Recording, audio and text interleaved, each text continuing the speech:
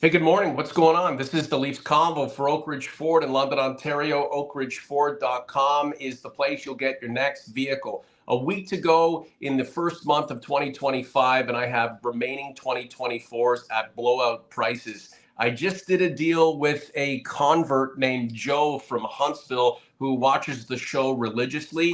We appreciate his support. We appreciate the support that's going to keep coming in at Norman Oak Ridge Ford. That's where you're going to click and connect with to get your next vehicle. And when you do support Oak Ridge Ford and what I'm trying to do on the ground with auto sales, you do support this podcast.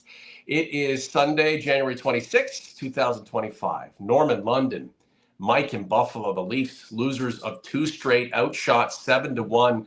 I mean, that game at Scotiabank Arena versus the Blue Jackets, a complete dud on many occasions. Outside of the Olivier Reeves fight, he finally tossed them, Mike, but the fans weren't really into it. The team didn't look too good. A little more energy last night in Ottawa, but what else is new? The Capital Gang overcomes your Maple Leafs because it seems like they just want it more. Mr. Augello, good morning. Good morning, Norm. We'll start with the Columbus game and the fan reaction because, Right. Austin Matthews after the game was, he made a comment about it. That's his prerogative, and I don't think he's wrong sometimes about, the vocal response of the Maple Leafs fan. I personally think they were just stunned that Ryan Reeves actually dropped the gloves.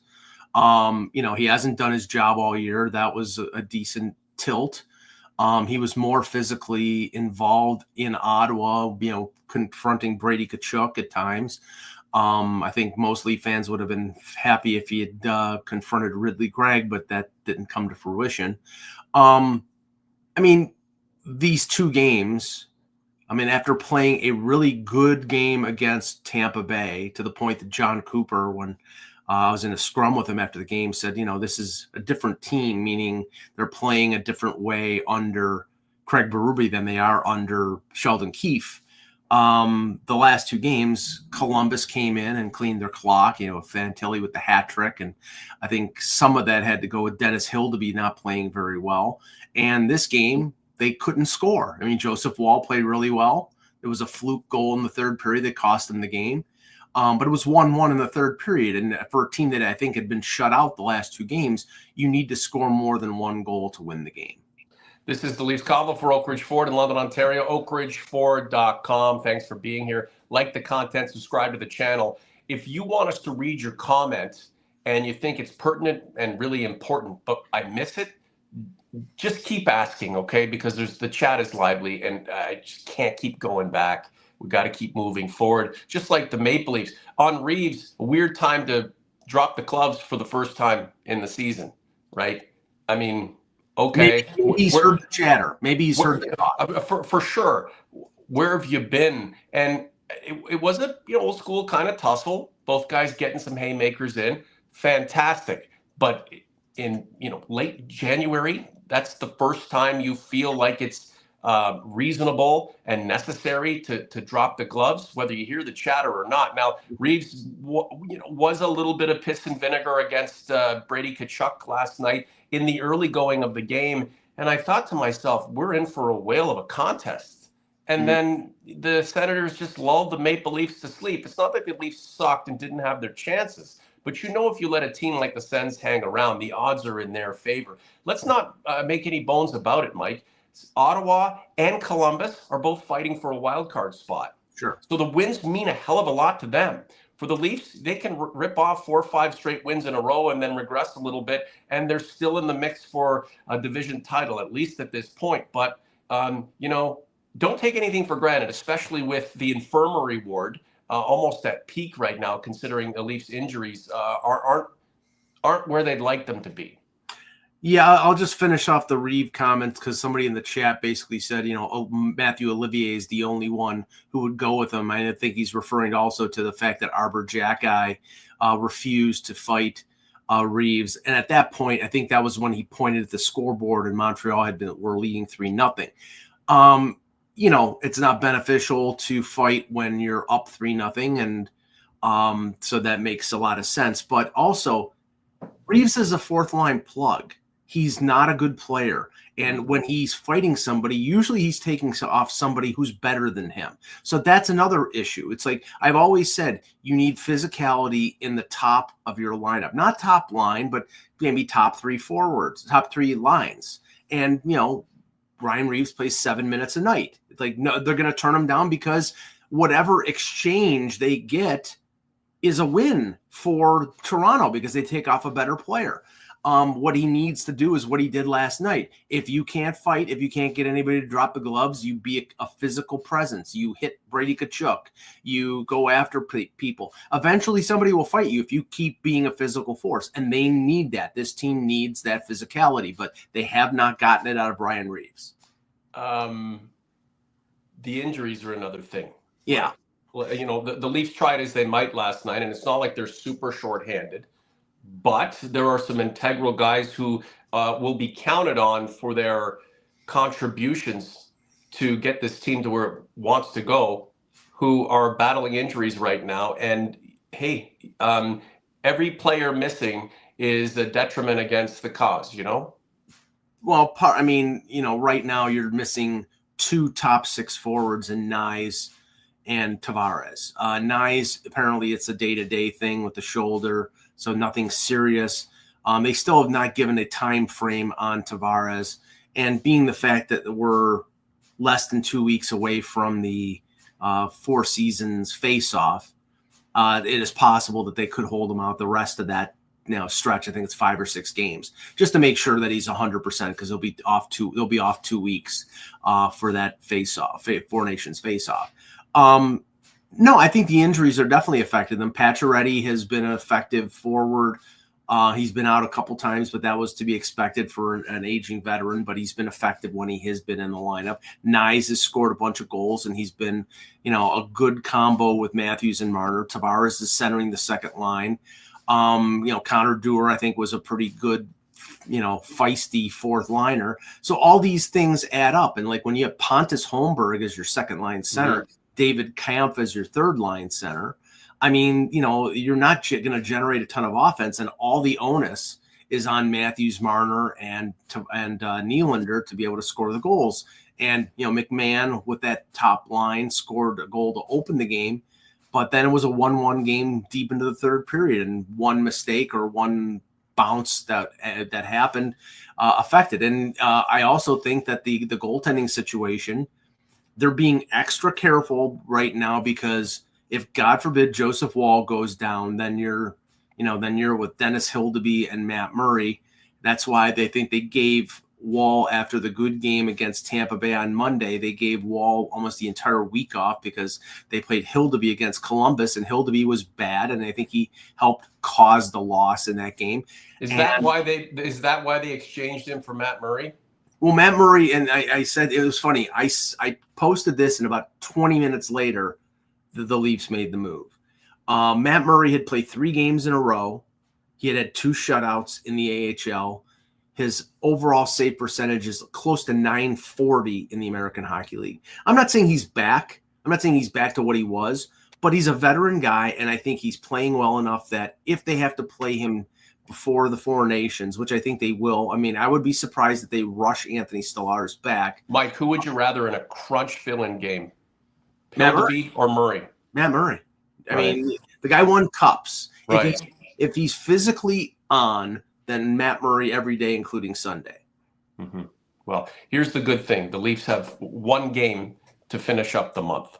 So there is some time off to heal and convalesce. I'm not saying that everybody will be back when they roll into February, but it's super important to get as many guys to full fitness if you're going to take a serious run, right? For the Leafs to continue to generate momentum and move up the standings and fight off the likes of the Florida Panthers and be dilapidated, it just won't work in the end, especially when you cross the threshold into the playoffs. Mr. Augello, fans come and partake in this content when the going is good, and they like to chime in when the going is bad. Mm-hmm. Where are we right now, right? A good start to the week, then 2 straight losses. is it just the way she goes in an 82 game season with a team that has expectations that they haven't really had a chance to fulfill yet, because that fulfillment doesn't begin to occur until April?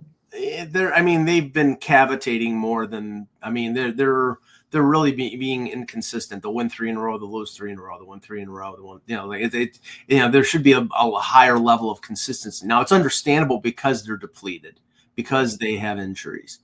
But they need to sort of straighten it out and be more consistent as you get closer to the deadline and as you get closer to the end of the regular season. I've heard some people say, well, if you look at right now, if you look at the race in the Eastern Conference, you have the potential of Ottawa, Montreal, or the New York Rangers being the wild card teams. Columbus, who's beaten the Leafs a couple times.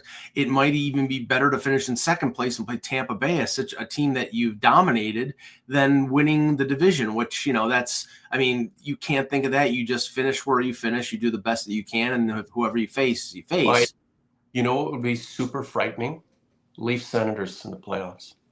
Oh, yeah, that's right. Yeah, exactly. That's what I'm just saying. Like that would scare the life near out of me. Really? Well, okay. You would hope that the motivation factor that seems to be lacking when they play Ottawa would equal out.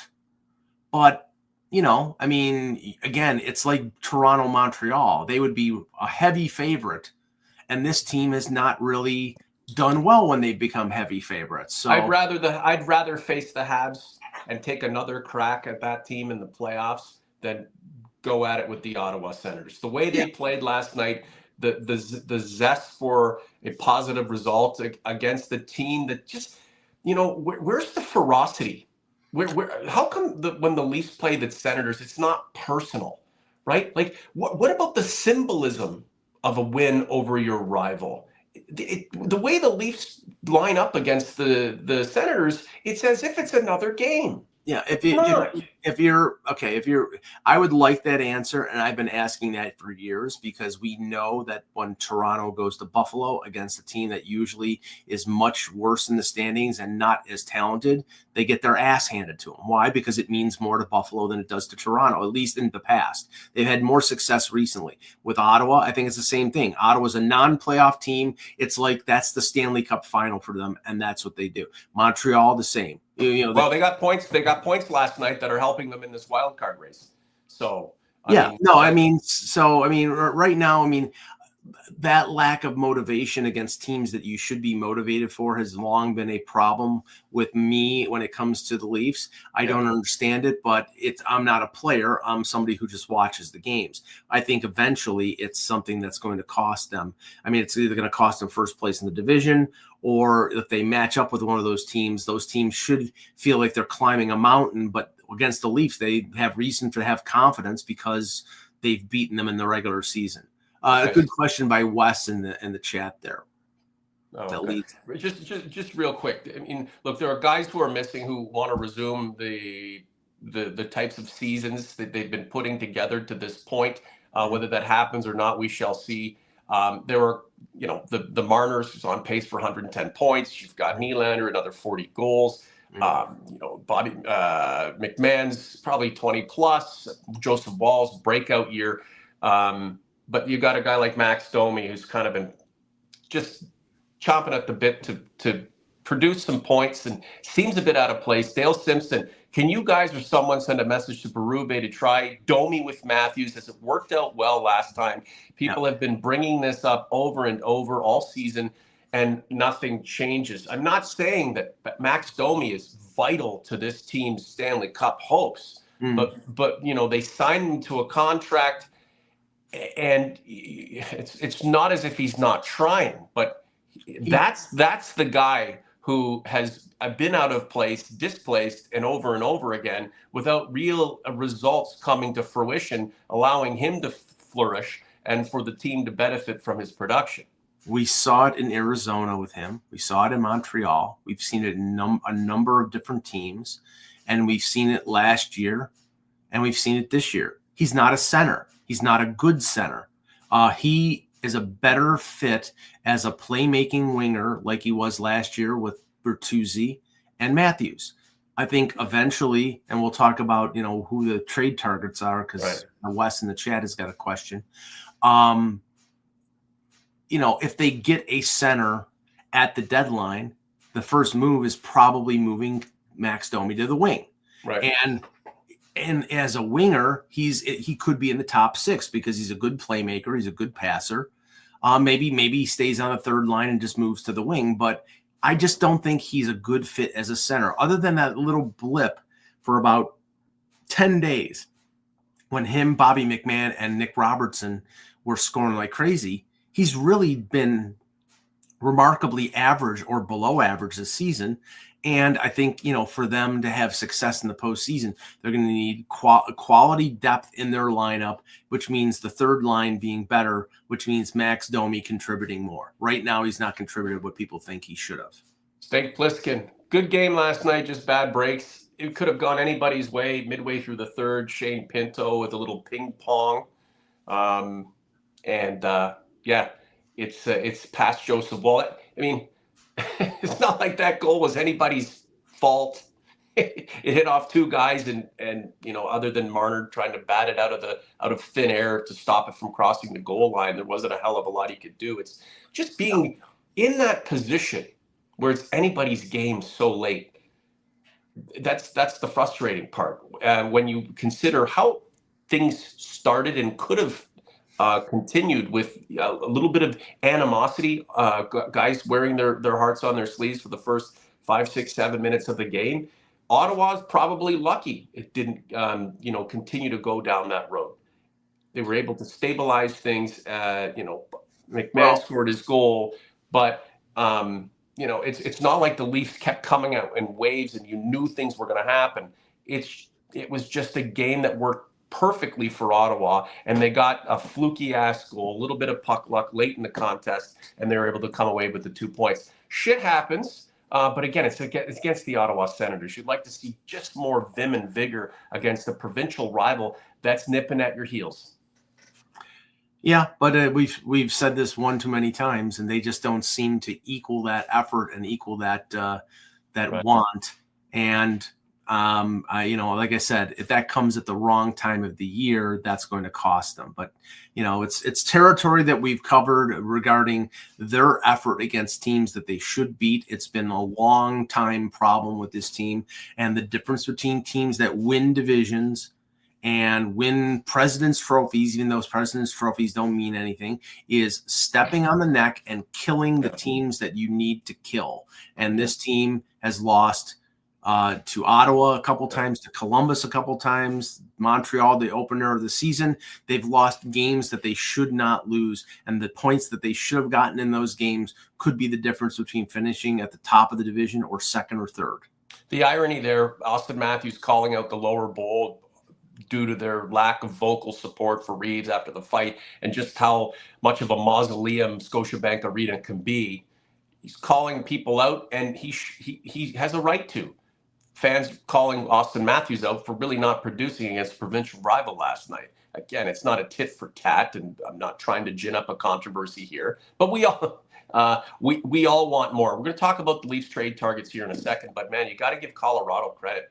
I mean, a vital piece to their puzzle temporarily. Well, they ship him out. Miko Rantanen, now a member of the Carolina Hurricanes, and he's stunned. He's shocked. Yeah, Mike, talk about a business decision.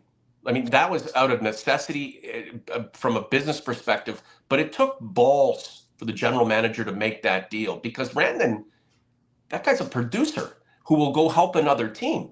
However, he's thinking long-term as well as in the short term. Well, I mean, ironically, there are a lot of parallels between the Rantanen situation and the Marner situation in Toronto, but they're different. And the difference is that Rantanen had a limited no-trade clause. Right. It was 8 or 9 teams.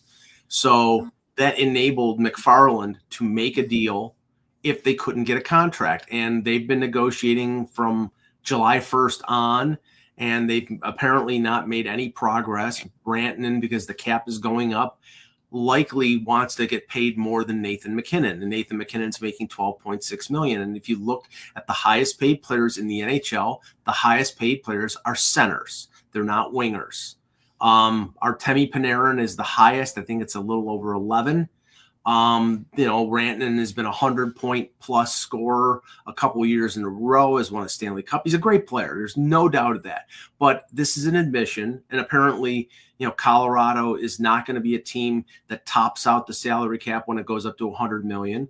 And they've got Cale Makar coming up on a new contract in 2 years, so they're probably going to have to pay him the highest paid player of any defenseman in the league.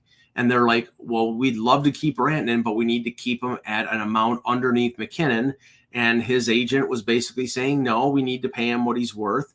And that's why the trade was made. They got a good return. Neckish is a good young player. Right. He's having a good year this year. He's under contract for another year at $6.5 million. They got Jack Drury, who's a useful forward, a couple draft picks. They'll probably turn those couple draft picks into another player. I mean, it's a shock. For Colorado. You could see Bednar and MacKinnon totally shocked after the deal was made. But from a team perspective, they had no choice because it was either get that or get nothing. And that is where the Leafs are when it comes to Marner. But you're wrong, my friend. They did have a choice. While there were obstructive elements in place, in the right scenario, Chris MacFarland could move Rantanen. Brad Treliving cannot move. Well, that's my point. Marner. And like we've got to see the end of these no trade clauses. It's got to happen. I mean, it really has to happen. Because that's not going to happen, Norm. It's collectively bargained unless all of a sudden the owners say we're not going to do it and the players agree, which it's not going to happen. That's not happening. And the no move clauses, no trade clauses are here to stay, unfortunately. But in this instance, like I said, the Rantanen limited no trade enabled Colorado, if they couldn't get him signed, to trade him. And they got players who are under contract for at least another year, and they open up a little bit of cap space. With Toronto, that ship has sailed. Marner's got a no move. He can't. They can't trade him even if they want to. But the thing is, the same battle is going to be fought before July 1st between Brad Treliving and Mitch Marner, where Marner is going to say, "I want more than Matthews," and hopefully Brad Treliving says, "Go fly a kite," because you're a great player, Mitch. You're not Austin Matthews, and this team can, if they're going to win a Stanley Cup, they need the cap space to be able to afford to pay other players. And if they can keep Mitch Marner at 12 and a half, sure, fine. But if it's 14, see you later. Does the no trade clause that the team offers up to the player usually tip the scales in negotiations, or is that something that is part of the package from the very beginning of team and agent coming to terms on a contract? It seems to be boilerplate now. If you're signing a player to an 8-year extension, they're getting a no-move clause. Mm-hmm. It gives them control. Down the line, they want to go, like, we want to trade you. Okay, well, I'm going to go a place that I want to go.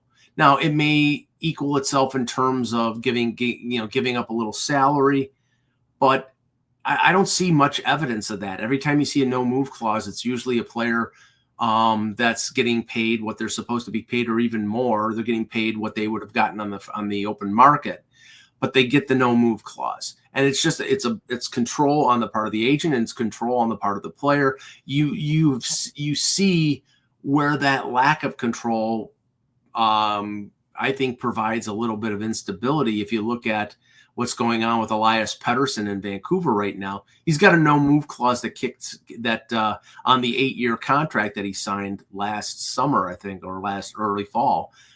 But the no-move clause doesn't kick in until July 1st, till the deal kicks in. And there's a lot of talk that Elias Pettersson is going to get traded because he's got no trade protection right now. And, that's the thing. Like, before a certain time, I think it was July 1st of last year, before a certain point when you could have traded Marner, or you could have traded Nylander, The Leafs let that pass, and that was right when they fired Dubas and they brought in Brad Treliving. That was a missed opportunity. Had Dubas stayed, they probably would have traded one of those guys because they needed to change up the core. But they opted for stability and bringing the boys back, and that didn't work. Yeah, configuration. T-Sack, thanks a lot for your contributions, buddy. Marner plays better hockey when he's not playing with Matthews. T-Sack also commenting on Marner last night. He sometimes he does look like he's had about 6 or 7 beers. Yeah, I don't agree with the fact that Marner plays better without Matthews. I mean, when he plays with Tavares, he plays well. I think when he plays with Matthews, that combo plays better. I think sometimes, though, that coaches like Keefe and Berube, they fall in love with those players and they play them too much. I mean, usually they play 18, 19 minutes and, sometimes they're playing them 23, 24 minutes, and you can't do that. I mean, they're young and they can recover, but I think their effectiveness goes down when they play that kind of minutes. Guys, like the content, subscribe to the channel. Anything you can do to support what we do with content creation, sharing our shorts, so the components of each show, letting people know about what we're doing. Hit the subscribe button. It's crazy. We get thousands of views and listens. But I still think we could do better with the subs, right? I know it's a near and dear thing to your heart, but if you've been watching us, you've been with us for week in, week out, season in, season out, just hit the subscribe button. Also, like the content. Thousands of views, thousands of listens. I don't know, 80 likes? Come on, guys. I think we can do better than that, and we appreciate everything. Wes, good morning, fellas. Can you guys give a breakdown on who the best trade targets available to the Leafs this year are and who you think is rolling the other way? Okay, Mike, Elliot Friedman gave his 2 cents based on his opinion and what he's hearing. We know Colorado, just with a major opening salvo, potentially getting more things going in the NHL in terms of transactions. So let's wrap up the show with who you think the Leafs may target. We know they need a center. They know they need another defenseman. They need maybe even a goaltender. So who do you think the Leafs should and are targeting? And let's just build off what Elliot Friedman reported on the other day, and we'll get out of here. Well, I wrote for the Hockey News after covering the game up in Toronto on Monday. And it wasn't kind of breaking news. The main need for the Leafs is a third line center, a depth center, somebody who conceivably could step up in a higher role if necessary. But just if not, somebody who is a good two-way player who can contribute offensively and make that third line more effective. The name that's been out there all year is Yanni Gourde. They have to have fallback positions if Yanni Gourde gets traded someplace else, or if he's injured. Do you want confidence or do you want offense? I want both. And they don't need to hit a home run, but they do need to get somebody who's effective. Now, somebody in the chat mentioned the name that Elliot mentioned. That was Luke Cunnin from San Jose. Now, he's an effective player. He's a veteran. He's physical.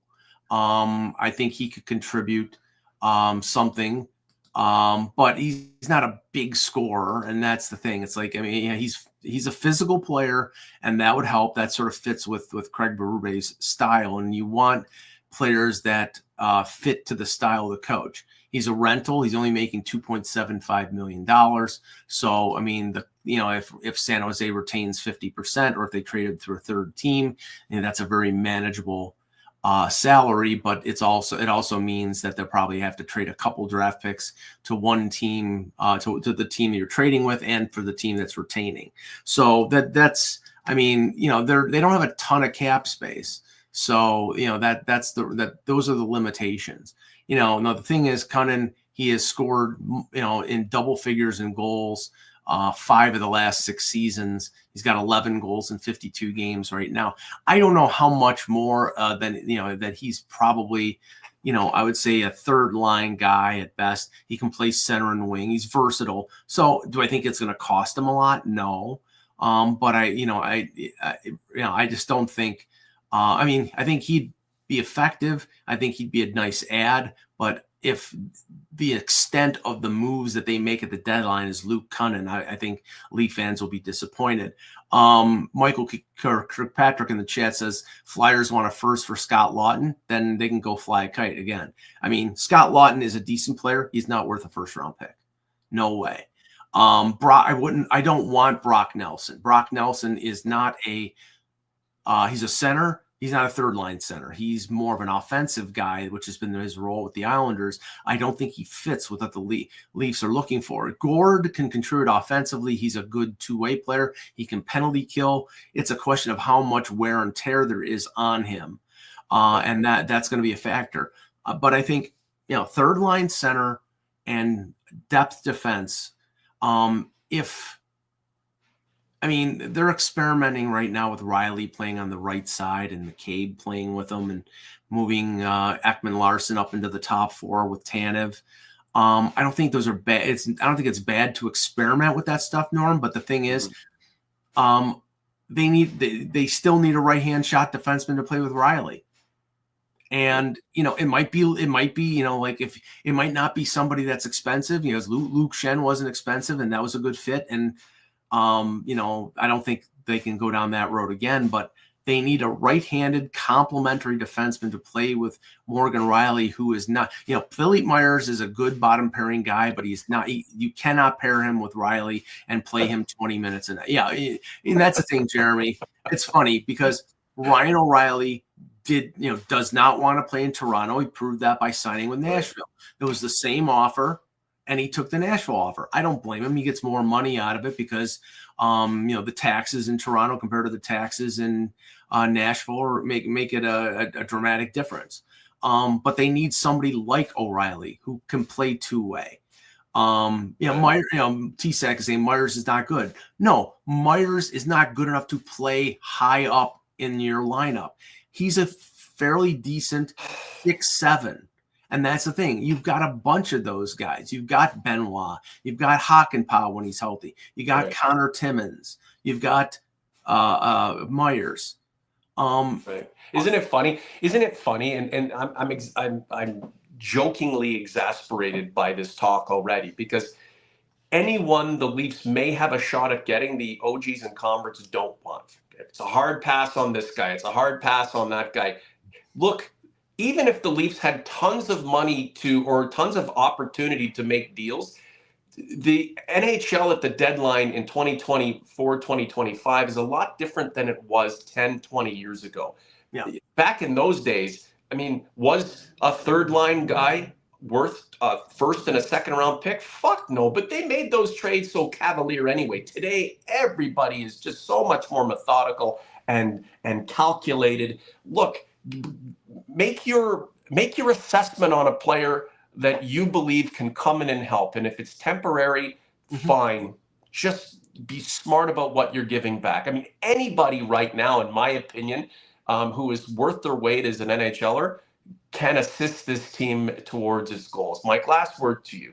Well, my last word here is Mike V in the chat. Basically, he says, Kadri and Rasmus Anderson are much better. Well, Rasmus Anderson would cost a first-round pick, and you couldn't pay me enough to take Nazem Kadri's contract. That guy is a saboteur. He's proven he was a saboteur in two playoffs in a row with the Leafs. I wouldn't want him if you paid me. But it's the money, Mike. It's the money. The Leafs are already contending with inflated contracts and more potentially to come. How the hell do you bring anybody in with a massive contract that's going to become another albatross sooner than later? Yeah, Calgary is paying him $7 million for the next 4 years. The only way that deal makes sense is if they retain 50% and take a salary back. They're not going to do that.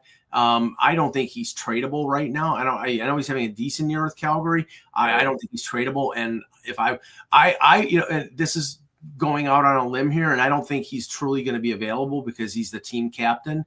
I would rather go all out to trade for Brad Marchand than I would addressing, and he's public enemy number one in Toronto. But if he's not if he's wearing the blue and white, he's not. But if he's an unrestricted free agent and Boston is selling him at the deadline, I would give up a first round pick for his playoff, his playoff history and his pedigree. I don't want Nazem Kadri. no matter what. OG's Converse, if you're in the chat right now, hit the like button on this content on YouTube. Just do it. Let's see if we can get like 150, 200 likes. There's thousands of views, thousands of listeners.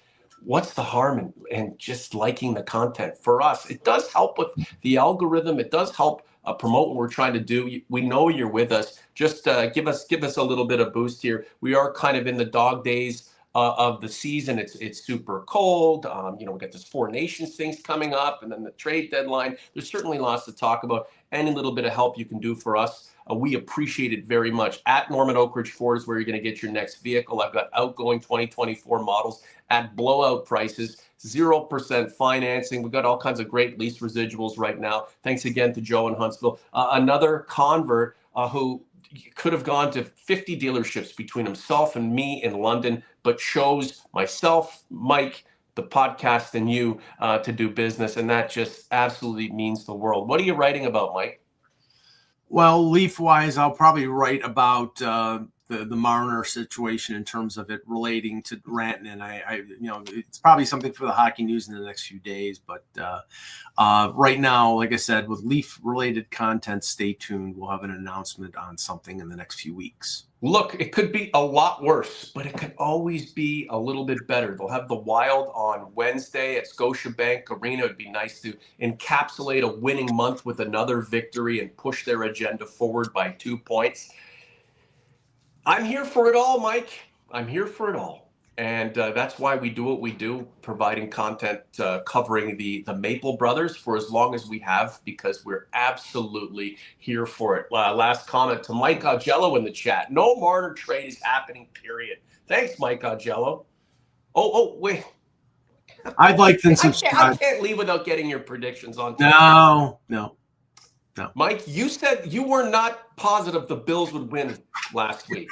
I said Baltimore would win. I'm saying Kansas City will win. Buddy, I had them to win. I took the under. Okay. Let's friggin' go. Well, beating Kansas City twice in one. I don't know if they're Kansas City's kryptonite. We'll find out. But beating Kansas City twice in one season. On the flip side, how many fucking years can the Chiefs do this?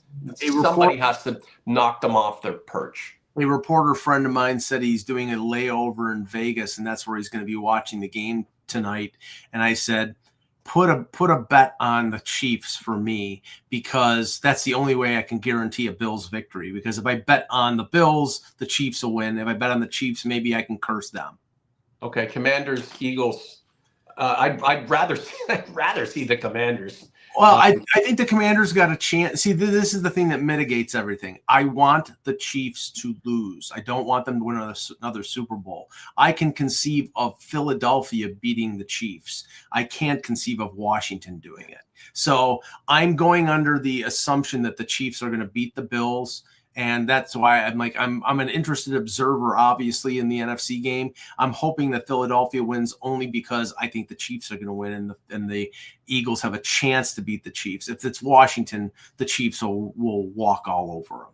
Look, the Bills are our team, Mike, but at 6:30 tonight, opening kickoff, the Bills will be America's team.